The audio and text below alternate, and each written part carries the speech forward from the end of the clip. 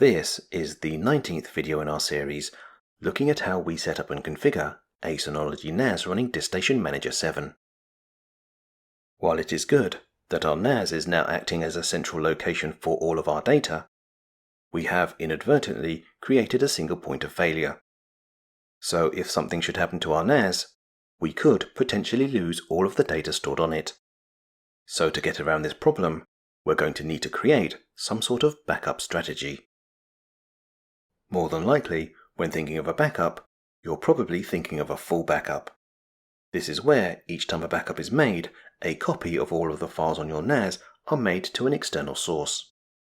However, while a full backup does offer the best protection, each time you make a backup, it will be very time-consuming and require a lot of additional storage capacity.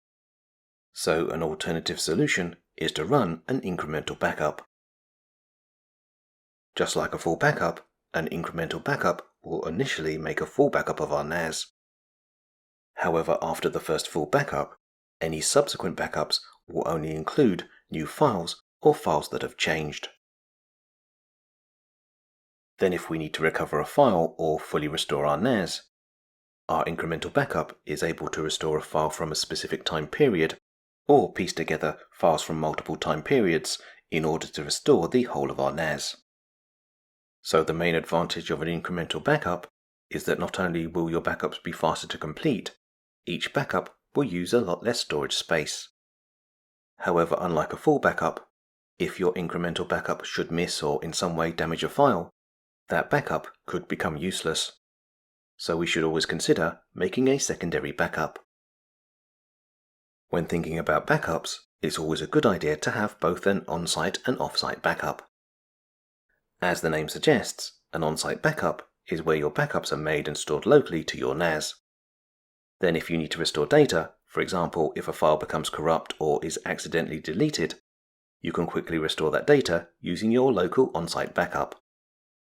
However, as an added failsafe, in the event that your incremental backup becomes corrupt, or you experience a catastrophic problem, for example a fire or theft, because you also have an off-site backup, you just need to recall that backup and restore your data. Installing and then configuring Hyper Backup is relatively straightforward. So let's start by signing into DStation Manager using our administrator's credentials. Next, we're going to connect an external hard drive to one of the USB ports on our NAS. As the total storage capacity of our NAS is 4 terabytes, and Hyper Backup will be making an incremental backup, for now we will use an external USB hard drive with a capacity of 5 terabytes. Then in the future, as our backup storage requirements increase, we can consider using a larger capacity drive. When we return to DStation Manager, an external devices icon will appear in the top right-hand corner of the screen. This is to confirm that our external hard drive has been recognized by our NAS. It's also worth noting that we can dismount the USB hard drive via this icon. While our NAS recognizes our USB hard drive, that's because we previously formatted it. So you need to check your drive before you configure Hyper Backup. If we open Control Panel and under the heading System, locate and select External Devices, we will find listed our USB hard drive. If you have more than one external USB hard drive connected to your NAS, it's worth making a note of the name your NAS has assigned your drives.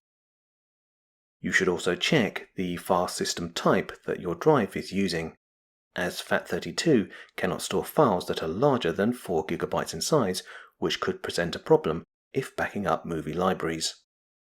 Let's take a quick look at how you format an external USB hard drive. With the drive that we want to format highlighted, if we select Format, a Format panel will open. As we recommend that you use your external USB hard drive exclusively for backups, under Formatting option, we will use Entire Disk. Then because of the limitations of FAT32, under System File Type, we will use ext4. When you click on OK, your USB hard drive will be reformatted. We're now ready to install Hyper Backup. If we open Package Center, as there are numerous packages that can be installed onto our NAS, to more quickly find Hyper Backup, we're going to select the drop-down arrow next to All Packages, and from the list choose Backup.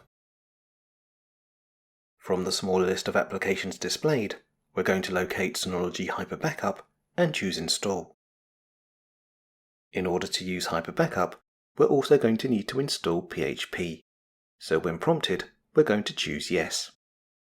It should be noted that if your NAS has been configured with multiple volumes, it will be at this point that you will be asked which volume you wish to install Hyper Backup onto. However, as our NAS only consists of a single volume, the Hyper Backup package will automatically install itself onto volume 1. As Hyper Backup continually runs in the background, we will know that it is installed when its status changes to running. Let's close Package Center and open Hyper Backup from the main menu. As this is the first time that we are running this application, we are shown a wizard to help us create a backup schedule. Within the wizard, we're presented with 3 options that represent the different backup destinations that we can use: folders and packages, entire system, or a LUN. From this list of options, you would think the obvious option to select is entire system. However, when we select entire system, we are limited to making backups using Synology C2 cloud storage service or a second Synology NAS. As both of these options are more for remote or offsite backups, we will be taking a closer look at these options once we've made our onsite backup. If we return to our list of options, the final option is to use Logic Unit Number or LUN, which relates to using SCSI or iSCSI, something that most home users probably don't use. Let's select Folders and Packages so that we can make a backup using the external USB hard drive we connected to our NAS. It's worth noting that the Folders and Packages option is described as being limited to only backing up files and applications that we've installed onto our NAS. However, we suspect that Synology's definition of a full system backup is one which will also back up the current version of DSM7 Manager being used by our NAS. So in order to perform a full system restore using this backup type, we will first need to manually reinstall DSM7 Manager and then use our local backup to restore our data and system settings. After clicking Next, we're presented with 3 headings: Synology, Cloud Service, and File Server. Under the Synology heading, we have 4 backup destinations that will allow us to back up to Synology C2 storage, a remote NAS, a local network share, or a USB hard drive. Next, in Cloud Service, we have a number of alternative cloud storage services that we can use instead of Synology C2. Finally, under File Server, we have 3 protocols for connecting to file servers accessible from the Internet. Let's choose Local Shared Folder or USB in order to make a backup to the external USB hard drive connected to our NAS. After clicking Next, we're asked if we want to keep single or multiple versions. While this option will be down to personal preference, we're going to leave it on its default option. This will mean that our backup will keep multiple versions of files should we need to restore a file that is not the latest version. We're now asked where we would like to create our backup. If we select the Shared Folder drop-down menu, we can see all of the network shares created on our NAS. So because our NAS is treating our external USB hard drive as a single network share, we need to select the folder that starts with the name of our USB share. Next, we need to give the directory that our backup will be creating a name. So we're going to keep things simple by using the model number of our NAS. When we click Next, we're shown a list of the shared folders on our NAS.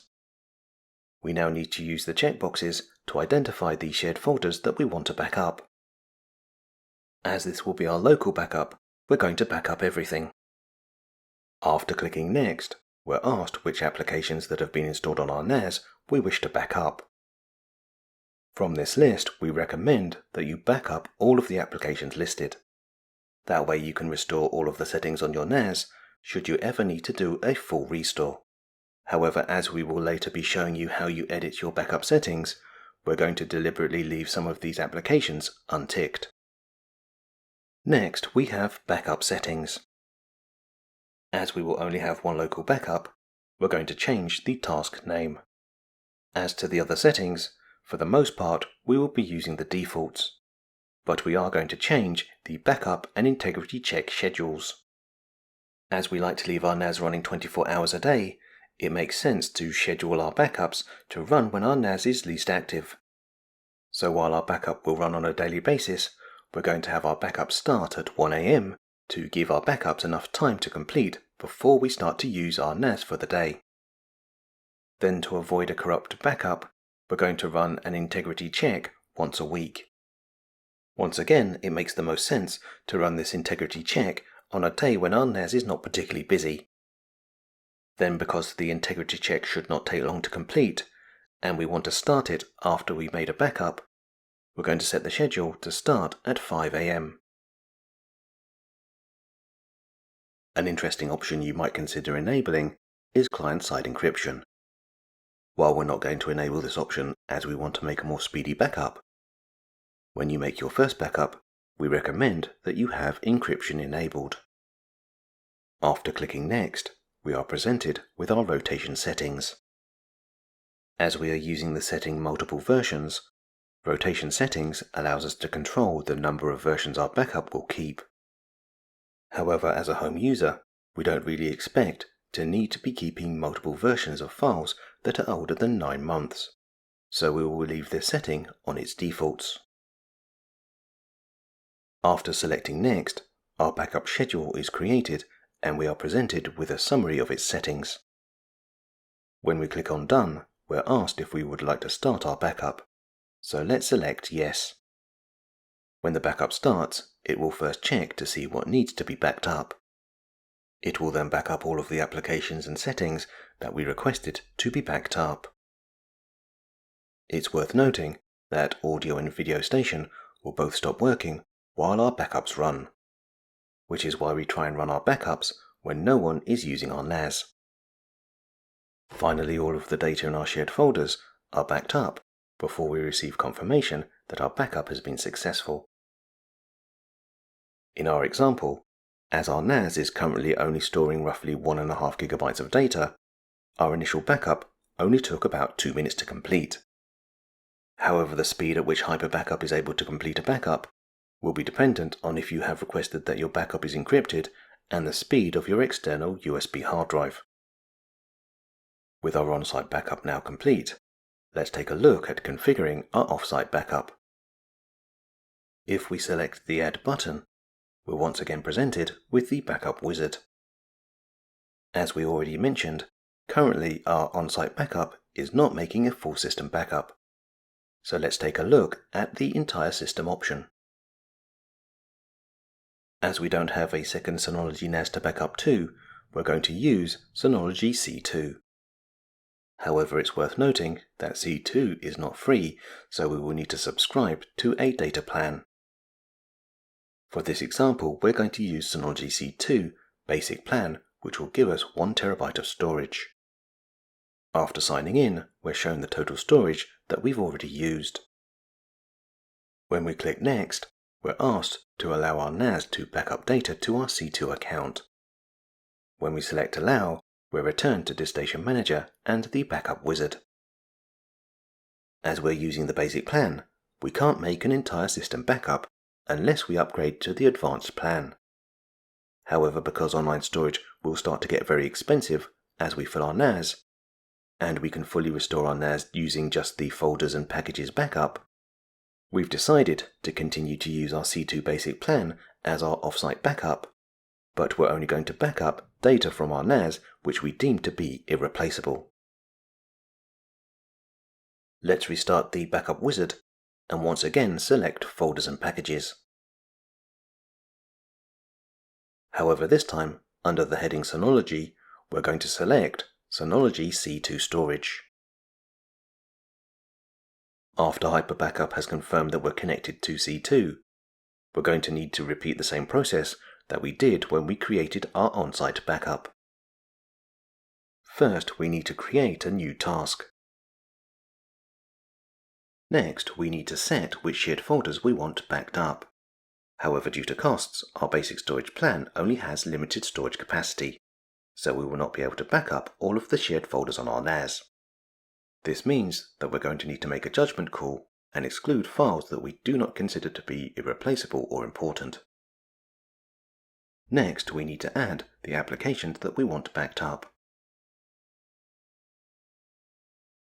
Finally, we need to create a backup and integrity check schedule so that we're ready to make an offsite backup. It's worth noting that while our onsite backup took only 2 minutes to complete, our offsite backup took 36 minutes. While this is due to the relatively slow upload speed of our internet connection, you should avoid making an offsite backup when your internet connection is at its busiest. Now that we have both an onsite and offsite backup, let's do a quick test to check that we can restore a file from our backup. If we open File Station and select a random folder share,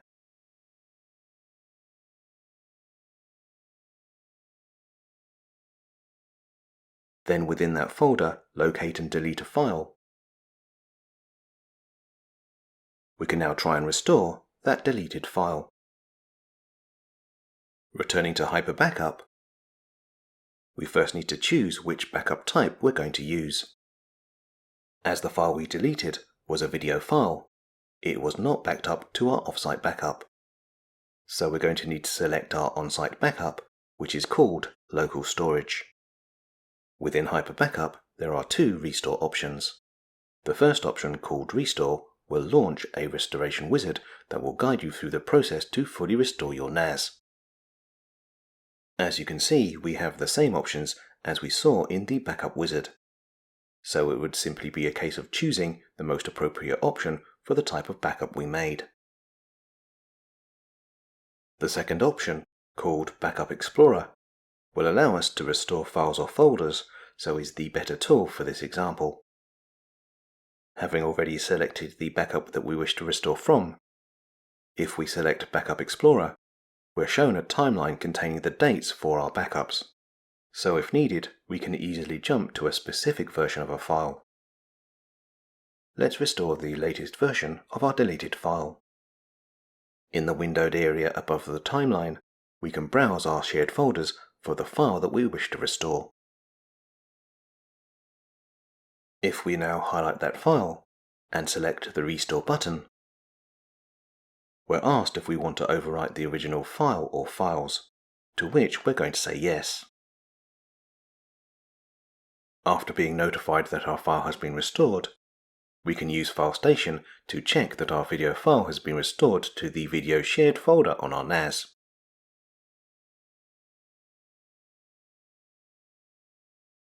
Before we finish up, we should warn you that if in the future you add a service or application to your NAS, your existing backups will not include any new shared folders that were created or the settings to those applications. So you need to remember to manually update your backup settings. If we return to Hyper Backup, let's demonstrate how we edit our backups. First, we need to select the backup that we wish to edit, and then click on Task Settings. We can now amend any of the settings that we previously used to create our backup. So for example, as we did not tick all of the applications that should be backed up when we initially created this backup, if we select the Applications tab, and then when presented with a list of applications, use the checkboxes to include application settings we missed. After selecting OK, the next time that we run our backup, all application settings and data will be backed up. Let's run our backup now so that it will include our amendments. Don't forget that you will need to amend the backup settings to both your on-site and off-site backup. So let's repeat the same process to our off-site backup. To summarize, In this video, we took a look at Synology Hyper Backup. We did this by first explaining that Hyper Backup is an incremental backup and that we should be making both an on-site and off-site backup. We then installed Hyper Backup onto our NAS before configuring two backups, one to an external USB hard drive and one to Synology C2 cloud service. Finally, after testing that we could restore a file from our backup, we demonstrated how you can edit a backup to include new network shares or add application settings to your backups. In the next video in this series, we're going to take a look at a few basic security measures that should be implemented before we make our NAS accessible through the internet.